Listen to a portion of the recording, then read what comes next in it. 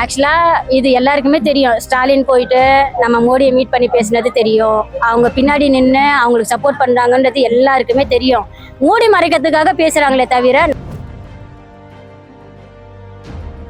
உதயநிதி வந்து அவங்க குடும்பத்தோட அரசியல், தாத்தா முறை அப்பா முறை, அதை வச்சு செலவு பண்ணி இவங்களால இது வரைக்கும் என்ன சேஃப்டி கொடுத்தாங்க, யங்ஸ்டர்ஸ்க்கு என்ன வேலை கொடுத்தாங்க? எதுவுமே கிடையாது. அப்புறம் எப்படி நம்ம இவங்க வேணும்னு சொல்லி நாங்கள் எதிர்பார்ப்போம்? நாங்கள் தற்கூரி தான், நாங்கள் அணில் கூட்டம் தான், ஆனால் ஓனா கூட்டம் இல்லை. வேற என்ன சொல்றது? அவங்களுக்கு எதனா பேர் வைக்கணுமா? அவங்களாம் ஒரு அண்டா ஊத்தி. ஜூலிக்கு வந்து இப்போ வருமானம் இல்லை, வேலை இல்லை, அதனால அவங்க வந்து இதை வச்சு சம்பாதிக்கலாம். தளபதியை பத்தி பேசினாதான் மீடியால வந்து இன்னும் பிரபலமாகலாம்னு நினைக்கிறாங்க. சரி, ஒரு பொருட்டாவே மதிக்கலன்னா ஏன் இப்படி பயப்படுறீங்க? ஒரு பிரச்சாரத்துக்கு பெர்மிஷன் கேட்டா கொடுக்க மாட்டீங்க. விஜய் எங்கேயாவது போனா பிரச்சனை பண்றீங்க. அவர் பொருட்டா மதிக்கலன்னா நீங்க பண்ணி வீட்டுக்கு ரசிச்சு போக வேண்டியது தானே? ஏன் அவருக்கு இவ்வளவு தூரம் பிரச்சனை கொடுத்துட்டு இருக்கீங்க? எல்லா இடத்துலயுமே எதுக்கு பிரச்சனை கொடுக்குறீங்க? எங்களோட அந்த தலைமுறை நல்லா இருக்கணும், சின்ன சின்ன பசங்களாம் நல்லா படிக்கணும், எந்த ஒரு போதை பழக்கத்துக்கும் கெட்டு போக கூடாது.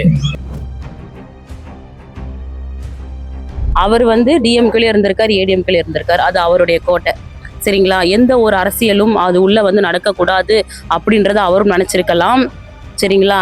நம்ம எல்லாரையுமே வந்து யாரையும் நம்ம நம்ப முடியாது. உள்ள வந்துட்டாங்க, பிரச்சாரம் பண்ணணும் அப்படின்ட்டு வந்துட்டாங்க. இதை நம்ம உடைக்கணும்னு நினைச்சு பிளான் பண்ணியிருக்காங்க.